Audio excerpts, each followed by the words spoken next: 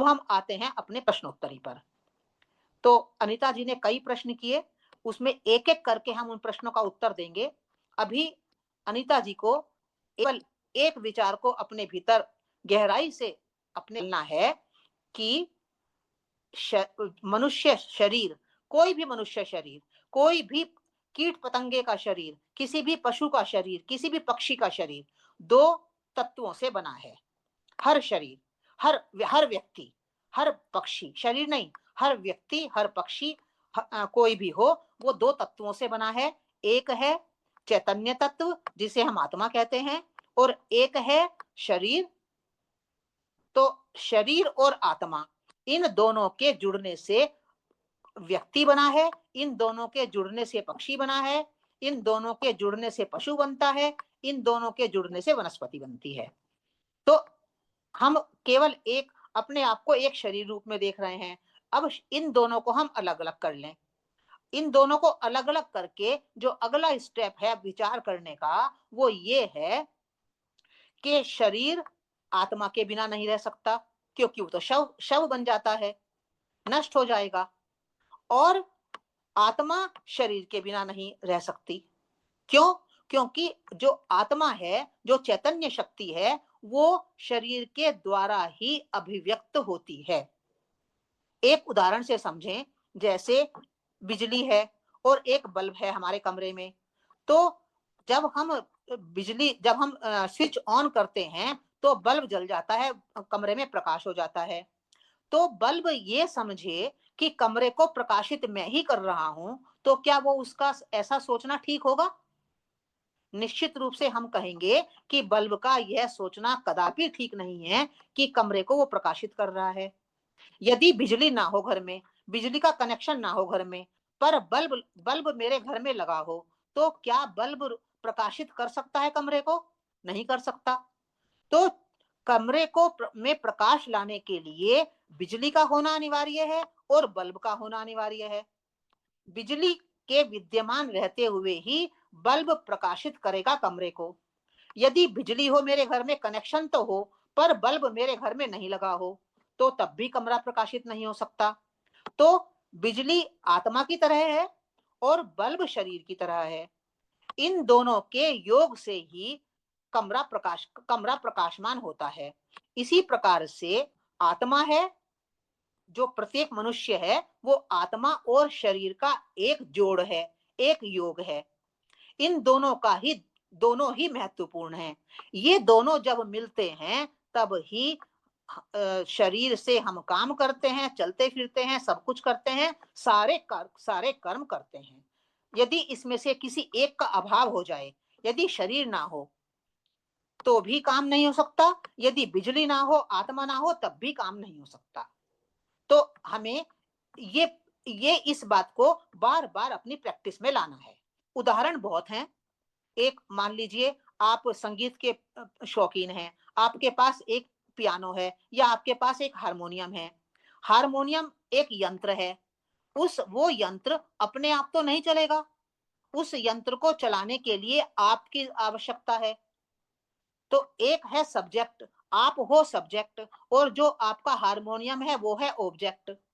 तो दोनों जब मिलेंगे, तब ही उसमें से संगीत निकलेगा। तो इसी प्रकार से जो आत्मा है वो है सब्जेक्ट और जो शरीर है वो है ऑब्जेक्ट। तो दोनों के मिलने पर ही सारे काम संभव हो सकेंगे। तो हमें सबसे पहले स्तर पर इस बात को समझना है कि जो मैं हूं, मैं कह रही हूं मैं हूं, तो जो ये मैं है, ये आठवां तत्व है जो हमें भगवान ने दिया है। और जो हूं, मैं हूं, जो ये मैं हूं कहती हूं, ये हूं का अर्थ है आत्मा। आत्मा के प्रेजेंस, आत्मा के होने पर ही मैं कह पाती हूं कि मैं हूं। तो मैं और हूं, ये जो दो शब्द हैं, इसमें से जो मैं है वो शरीर की तरफ इशारा करता है, और जो हूं है वो आत्मा की तरफ इशारा करता है। इन मैं और हूं, इन दोनों का होना आवश्यक है। एक के होने पर काम नहीं चलेगा। तो जीवन में जो भी जो भी हमें सीखना है, बहुत बातें हमें सीखनी है।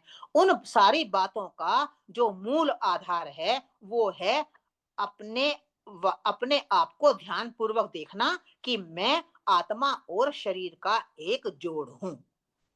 अब मैं को हम शरीर के तरफ भी लगा सकते हैं कि मैं शरीर हूं, ये भी हम कर सकते हैं। आजकल अभी हम यही कर रहे हैं कि मैं शरीर हूं। अब अध्यात्म कहता है कि यदि आपको ऊपर उठना है, अपनी उन्नति करनी है, आपको विकास की तरफ गतिमान होना है, तो आपको अपने मैं को शरीर की तरफ से हटाकर आत्मा की तरफ जोड़ना है। बस इतना काम करना है हमें कि अभी जो हमारा मैं है वो शरीर की तरफ से जुड़ा हुआ है। अब मुझे उल्टा करना है। अब मुझे अपने मैं को शरीर से हटाकर आत्मा की तरफ ले जाना है कि मैं आत्मा हूं और शरीर मेरा एक यंत्र है। तो ये आधारभूत है सारे अध्यात्म का। आप भागवत पुराण पढ़ें, आप वेद पढ़ें, आप उपनिषद पढ़ें, आप रामायण पढ़ें, महाभारत पढ़ें, कुछ भी ग्रंथ पढ़ेंगे तो ये आधारभूत बात आपको समझनी पड़ेगी, तभी आप किसी भी आध्यात्मिक ग्रंथ को समझने में समर्थ हो सकेंगे। जगह उसी में आगे जिक्र था कि ये राम लक्ष्मण को वो कहते हैं कि लक्ष्मण ही करेंगे, राम क्यों नहीं करेंगे, वो चीज मैं जानना चाह रही हूँ। आप कोई भी काम करोगे तो किसकी सहायता से करोगे? कोई भी काम, जैसे आप अभी पूछ रहे हो, आप जो पूछ रहे हो वो किसकी सहायता से, किस आपके भीतर कौन सा तत्व है जिसकी सहायता से आपने ये प्रश्न पूछा है? आप बताएं तुरंत अभी। मन, चैतन्य मन जो भी है, एनर्जी। हाँ, मन की शक्ति। तो जो व्यक्ति कोई भी काम करे, किसी भी प्रकार का काम करे, तो जी वो अब उसकी जो करने की जो कैपेसिटी है, जो उसके करने की सामर्थ्य है, वो है सबसे पहली मनाशक्ति, मन की शक्ति। जी तो तो मन मन दो जो ग्रंथों में जो मन शब्द आया है, वो उसके दो अर्थ हैं। हम उसमें भ्रमित हो जाते हैं। तो आपको तो वो बताने की मुझे अभी आवश्यकता नहीं है, पर सब लोगों को मैं बता देती हूँ कि एक होती है मन की शक्ति और एक होता है मन, विचार।